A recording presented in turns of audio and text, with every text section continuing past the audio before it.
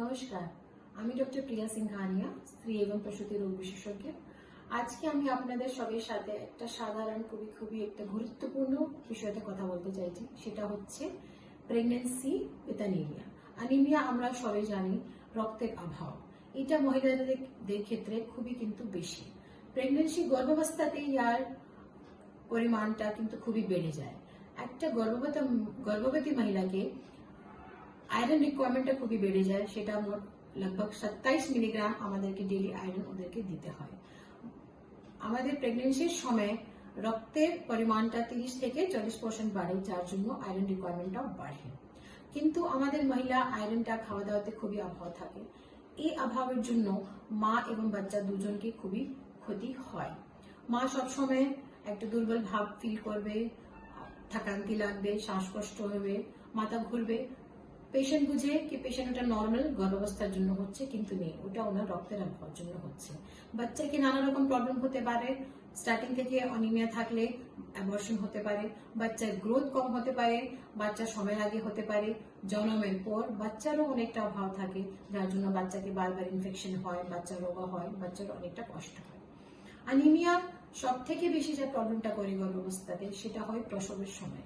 যে পেশেন্টের রক্ত কম থাকে ও পেশেন্টের গর্ভাবস্থাতে যে ব্লিডিং হয় ওটা উনি সহ্য করতে পারেন না। অনেকটা অ্যানিমিক পেশেন্ট যাদের হিমোগ্লোবিন 5, 6, 7 এরকম থাকে, ওনাকে অনেকবার প্রসবের পর আমাদেরকে ব্লাড দিতে হয়। অনেকটা পেশেন্ট অতটা ট্রিটমেন্ট করার পরও আমরা কিন্তু পেশেন্টকে বাঁচাতে পারি না। এটা কিন্তু খুবই একটা গুরুত্বপূর্ণ বিষয়, যেটা সবাইকে ভাবতে হয় কি আমরা গর্ভবতী মহিলাকে কিভাবে আয়রন আর ওনার হিমোগ্লোবিনটা ঠিক রাখতে পারি। এটা কি রকম হবে? খাওয়া দাওয়ার মধ্যে সব থেকে প্রথম কথা, আমরা কিন্তু একটা পেশেন্টের, একটা মহিলার খাওয়া দাওয়াকে একদম গুরুত্ব দিই না। সেটা আমরা সবাইকে দিতে হবে।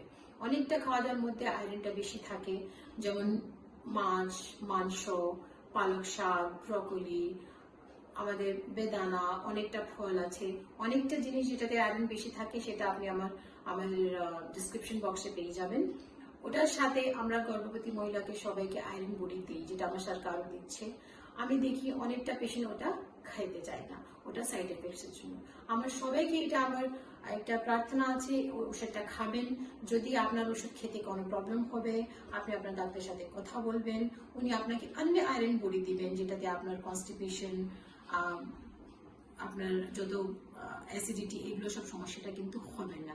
কিন্তু দয়া করে সবই আয়রন বড়ি খাবেন। আয়রন যে খাবারটাতে আয়রন বেশি থাকে ওটা খাবেন। আমি এই ভিডিও মাধ্যমে সবাই গর্ভবতী মহিলা, ওনার পরিবার লোককে বলতে চাইছি কি আপনার বাড়িতে যে কেউ প্রেগনেন্ট মহিলা আছে, ওদের খাওয়া দাওয়া খুব ভালো করে আপনি দেখবেন, ওনাকে এনকারেজ করবেন যেন উনি আয়রন রিচ খাবার খেতে পারেন।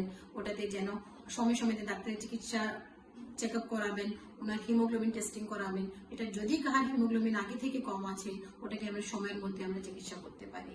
আমি সবাইকে এটা অনুরোধ করছি, এই ভিডিওর মাধ্যমে আপনি সবাই এই কথাটা ভালো করে বুঝুন।